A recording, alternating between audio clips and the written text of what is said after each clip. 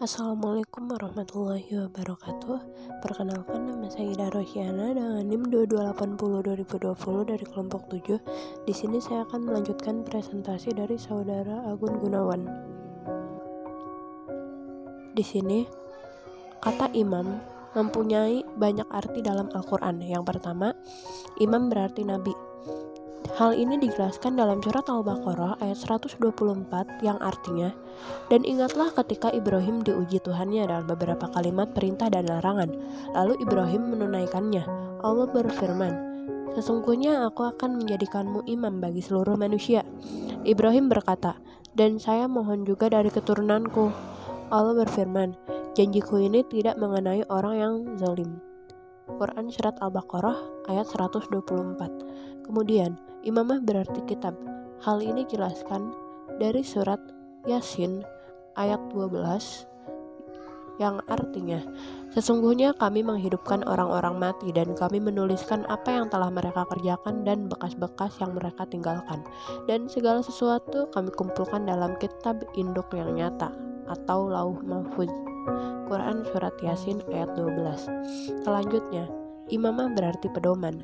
Hal ini jelaskan dalam surat Al-Ahqaf ayat 12 yang artinya, dan sebelum Al-Quran itu telah ada kitab Musa sebagai petunjuk dan rahmat, dan ini Al-Quran adalah kitab yang membenarkannya dalam bahasa Arab untuk memberikan peringatan bagi orang-orang yang zalim dan berikan kabar gembira bagi orang-orang yang berbuat baik.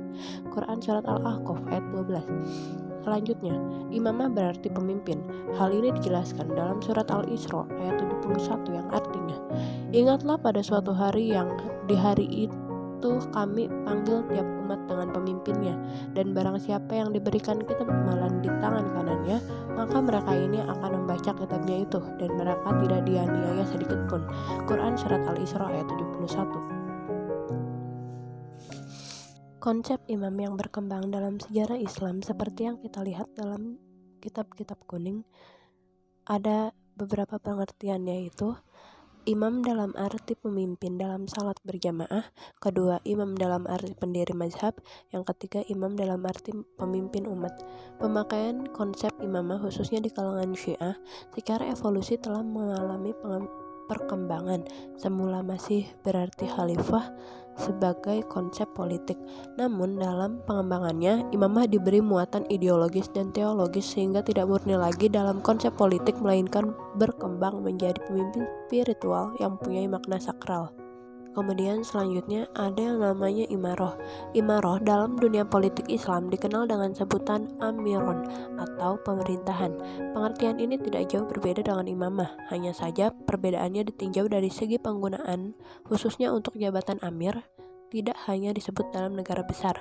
Dalam suatu negara kecil yang berdaulat kerap disebut amir untuk melaksanakan pemerintahan oleh seseorang yang telah memperoleh julukan amir tersebut.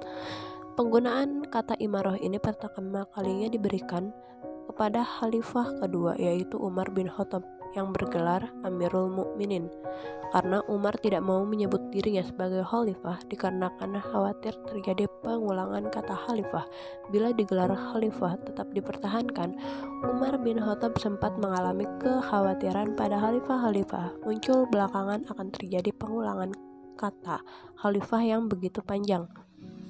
Selanjutnya, ada yang namanya sultan. Sultan dalam bahasa Arab adalah kata benda abstrak yang berarti kekuasaan atau pemerintah.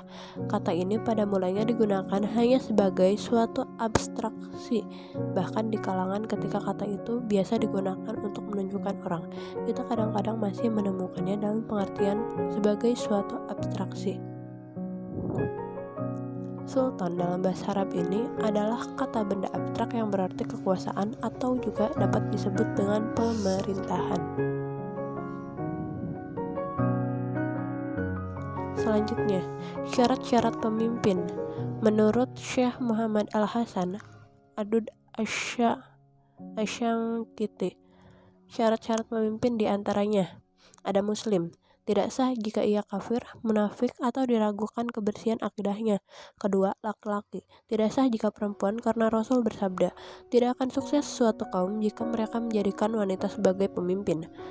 Selanjutnya ada yang namanya merdeka, tidak sah jika ia budak karena ia harus memimpin dirinya dan juga orang lain. Sedangkan budak tidak bebas memimpin dirinya, apalagi memimpin orang lain. Selanjutnya ada yang namanya dewasa, tidak sah jika anak-anak karena anak-anak itu masih belum mampu memahami dan mengatasi permasalahan. Selanjutnya, sampai ke derajat mujtahid karena orang yang bodoh atau berilmu karena ikut-ikutan atau yang disebut taklid tidak sah kepemimpinannya seperti yang dijelaskan oleh Ibnu Hazm, Ibnu Taimiyah, dan Ibnu Abdul. Selanjutnya, adil, tidak sah jika ia zalim dan fasik. Selanjutnya ada profesional, yaitu amanah dan kuat. Selanjutnya ada sehat penglihatan, pendengaran dan lidahnya, dan tidak lemah fisiknya. Selanjutnya, ia merupakan orang yang berani. Orang-orang pengecut tidak sah menjadi khalifah. Selanjutnya yang terakhir, yaitu dari suku Quraisy, yaitu dari Puak Fihir bin Malik bin Nadir bin Kinanah bin Khuzai'ah. Para ulama sepakat syarat ini berlaku jika memenuhi syarat-syarat sebelumnya. Jika tidak terpenuhi, maka siapapun di antara umat ini yang memenuhi persyaratan, maka ialah yang berhak menjadi khalifah. Baiklah, cukup sekian presentasi dari saya, kurang lebihnya mohon dimaafkan. Presentasi selanjutnya akan dibawakan oleh saudari Riadah. Terima kasih. Wassalamualaikum warahmatullahi wabarakatuh.